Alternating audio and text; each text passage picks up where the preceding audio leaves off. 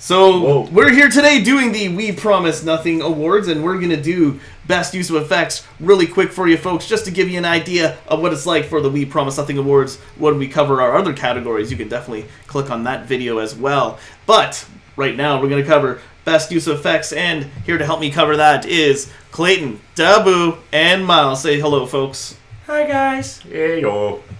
All right. That was me. Best use of English, Myles. Thank you. You win for 2017. Yeah, I spoke really good last year. Yep, you sure did. Now, let's get right into it. We're going to do best of use of effects for movies or even TV shows this year. Do you guys have any honorable mentions for this? Or any nominations for this? Oh, a nomination? Yeah, my nomination is actually Blade Runner 2049. And best use of effects. One specific scene.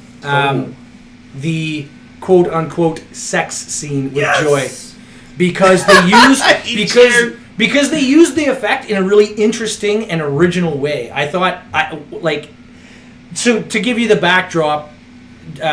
Yes, please tell us. Ryan Gosling's character has an AI companion who lives with him at his house named Joy, and he thinks he loves her, or he's programmed to love her. She's a droid, whatever, or not a droid, like a 3D hologram. Yeah. So which is essentially a program. They pick this woman, this prostitute. I don't even know if she was a prostitute. Yeah, she was. She was a love bot. But yeah, that's right. And so he wants to have sex with Joy, but he can't because she's not a physical woman. So basically what she does is she syncs up with this bot and superimposes herself over top of her so that Ryan Gosling and her can get it on. By the way, there's spoilers, folks. Oh, there is spoilers. Dabu. Well, that would have been there, because I know the effects in Blade Runner were definitely top-notch, but I didn't want to... It wasn't the one that really wowed me just as much as I think Thor Ragnarok did. There was so much... The color palette alone in Thor was so beautiful. I don't know about you guys, but I felt like there was so much vibrant visuals in Thor that from beginning to end, there was just so much to look at. I just couldn't...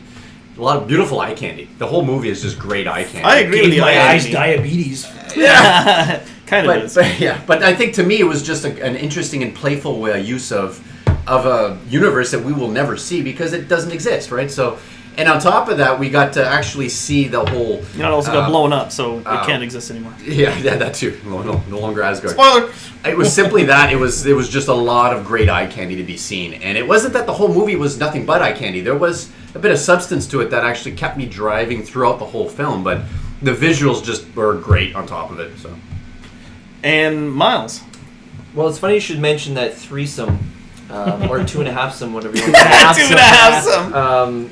I watched an interview today with the editor of 2049, and it was really cool the way they actually did that. They went back to movie-making techniques from the 30s and 40s to make that scene, so it was actually pretty cool. But that's not my award nominee. Mine is, and it's very specific, Star Wars The Last Jedi. The lightspeed jump through the Imperial fleet, my God! Yeah, that was awesome. I haven't had a boner in a theater in a long time, people. I'm sorry, I have to tell you. A nerd boner. I thought you were metaphysical. I thought you were going to bring up the our new Yoda. No.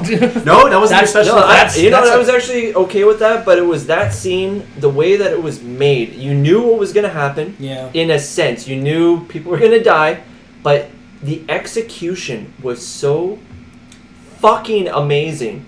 The light coming the from the lack back of sound. It was just, you could, honestly, if somebody would have farted or something, it was a great shot. 3 miles away I would have heard it, because there was no sound in that goddamn theater when that thing went off. It was the closest to an anime explosion scene that we'll ever get in cinema, because it was just some overpowered flash of light that took out everything in its path, and people died.